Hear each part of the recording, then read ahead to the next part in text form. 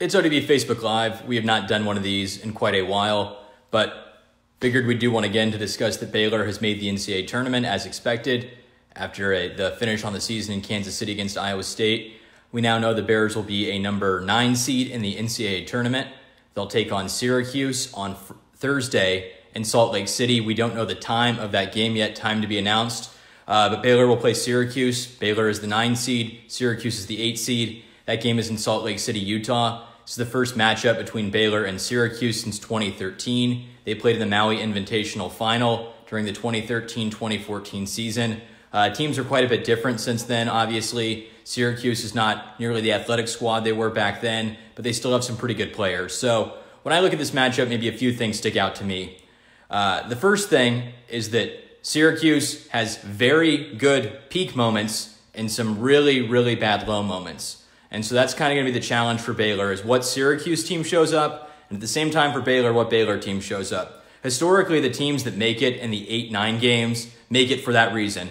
They show you that they are capable of beating teams that look like 1 seeds. Baylor pounded Texas Tech in Waco, gave Jamie Dixon the worst loss of his coaching career in Waco. Then Baylor had that loss to Oklahoma State at home. They had the Texas Southern loss. They had the Stephen F. Austin loss. Contrast that with Syracuse. Syracuse has a win over Duke in Cameron Indoor Stadium, and Zion Williamson was healthy at the beginning of that game. Duke still had R.J. Barrett and Cam Reddish, who will be 2 lottery picks. Duke was the overall number 1 seed. Syracuse beats Louisville by 20 points. Louisville gets number 7 seed. But then Syracuse loses to Old Dominion, and they end up playing Pitt pretty close in the ACC tournament.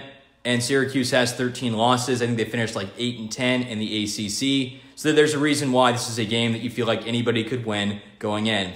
The betting lines came out, and Syracuse opens as a 1.5-point favorite. Not too shocking for that result. I think that's kind of right in line with what you could expect at the top. I'll give my prediction at the end of this, but it seemed fair to me. When I look at the game from Baylor's perspective, and I got to go through and watch a little bit more of the film for Syracuse, the things that stick out statistically, though, are first, Syracuse is just absolutely awful at defensive rebounding.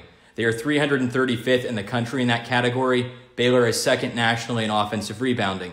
What that obviously means is that Baylor needs to do a very good job on the offensive glass. Syracuse runs that 2-3 zone defense. They've run that throughout Jim Boeheim's time at Syracuse, really only deviating from that in that regional final they had against Virginia, where they went full court press for a little bit. But other than that, they play zone defense almost the entire game, and really they don't deviate from that under any circumstance. Wouldn't expect that to change against Baylor.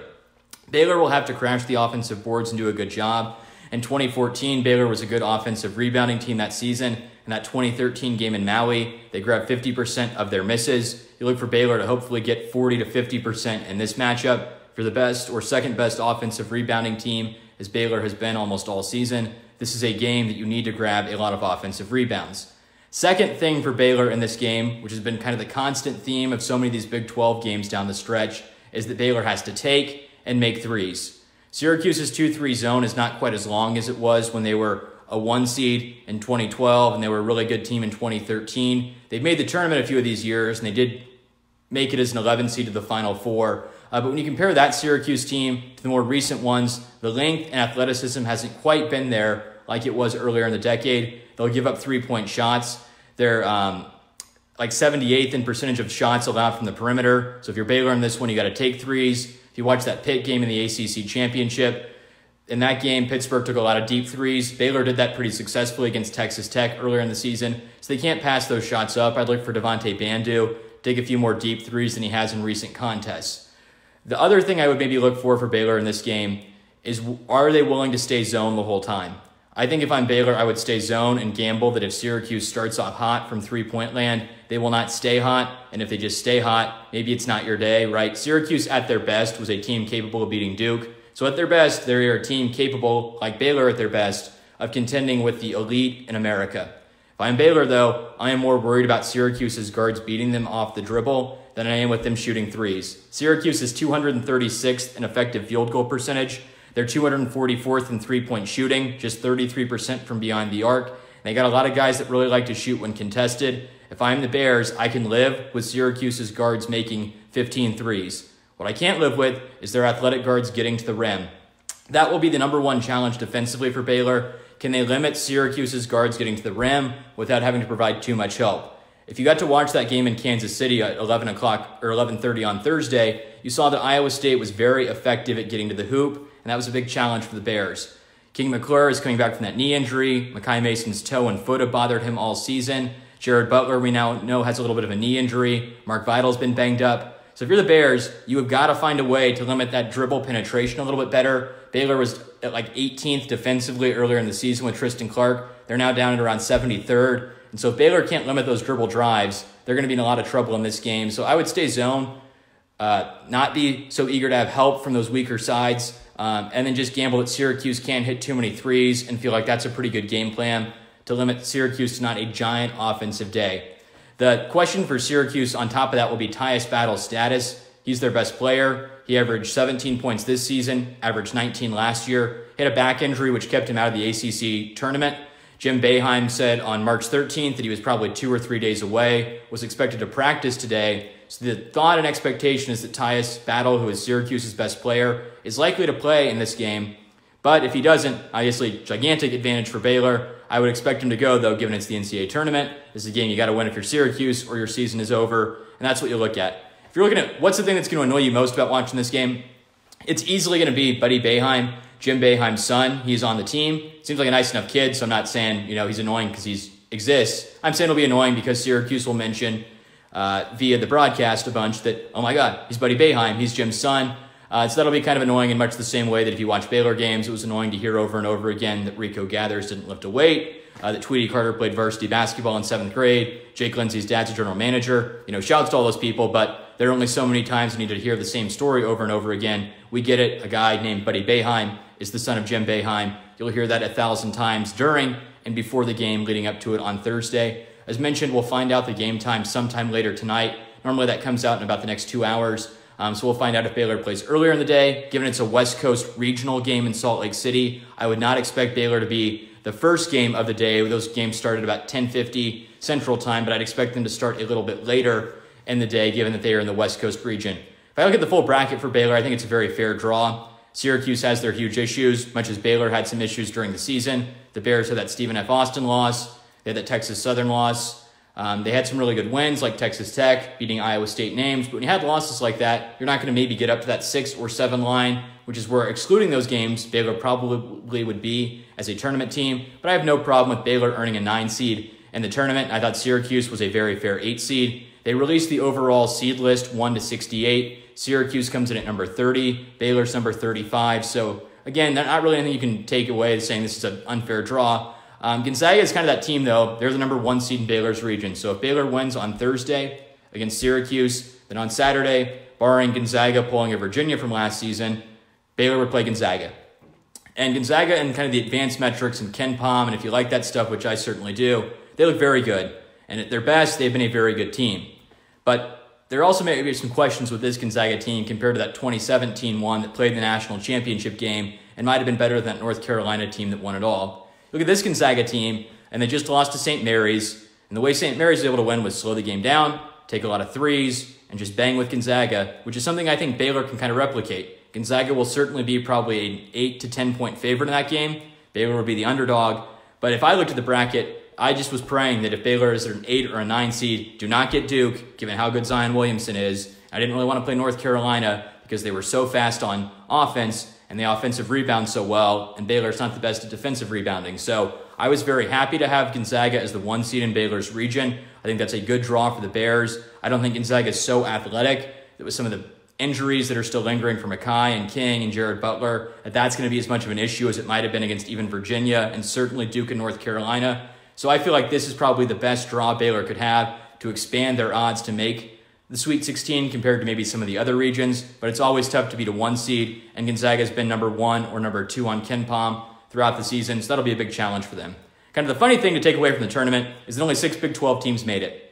And Texas was kind of seen as a long shot. They finished 16-16. No team had ever made it that was not at least 2 games over 500, so not real surprising they didn't get in the tournament. But what was surprising is that TCU did not make the field.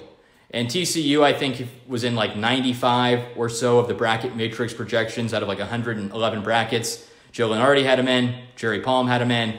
Really not expected that TCU would miss the field. They even tweeted out on their Twitter account, like, come watch us and see where we're going in March. Well, Turns out TCU is going to the NIT. You can't go 7-11 in the Big 12, play the disastrous non-conference strength of schedule that they did. TCU only played Lipscomb and Florida among teams that were considered for the NCAA tournament. Florida was their only non-conference game against an NCAA tournament quality team beyond Lipscomb, and the only one that they actually won. And you can't get in the tournament then, and TCU wasn't even the first team out. They weren't the second team out. They were the third team left out of the field, so can't even be mad at Oregon if you're TCU and feel like, tracks, our bid was stolen at the last second. So TCU's not in. The University of Texas did not make the field for the second time in 4 years under Shaka Smart, 66-66 in 4 seasons. Given they're not in the tournament, he will yet again not win an NCAA tournament game at Texas. You look at where Baylor is, and it's kind of just shocking they made the NCAA tournament where they were after Tristan Clark's injury. Following the Kansas game, Baylor was 9-6, 1-2 in the Big 12. They had losses to Texas Southern. They had lost to Stephen F. Austin. They had a quadrant 3 loss at the time, became quadrant 2 against Wichita State. And there seemed to be no chance that this Baylor team would make the NCAA tournament.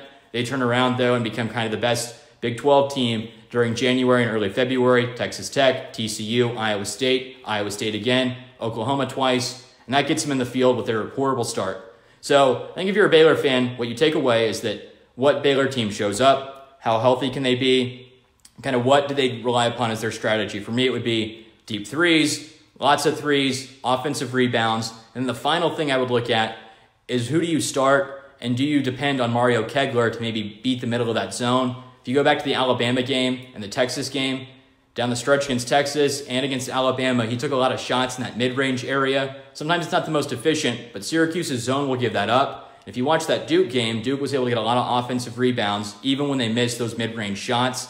I think that Baylor will probably start 3 guards. They might start Freddie Gillespie because he's played so well lately, but I would probably start Mackay, Butler, Bandu or King, Mario Kegler, Mark Vidal. Work Kegler in the middle of the zone, have Vidal ready to rebound, and then have your guards deep to shoot 3-point shots. Feel like that's maybe a little bit more likely also to stop those dribble drives. Then you have Freddie Gillespie play 15 to 20 minutes. He's done very well in those short mid-range shots in the past off pick and rolls. I think that's another good offensive idea for the Bears in this one too. But kind of to summarize, and we'll do some more stuff on the site later, Baylor is a 9 seed in the NCAA tournament. We'll find out times later, but they'll play in Salt Lake City on Thursday against Syracuse. If they win, I'll go ahead and say it now, they'll play Gonzaga. Gonzaga will not pull at Virginia. They will win their game. So Syracuse Thursday, win that one. Gonzaga Saturday. We don't know the time yet. We'll put that up on the site as soon as we do. Baylor opens as a 1.5-point underdog. I think Baylor has a good chance to win this game, though. I'll say Baylor ends up winning right now, 74-70. Maybe that's a little bit higher scoring, but I think this game will go a little bit more up and down than either team expects.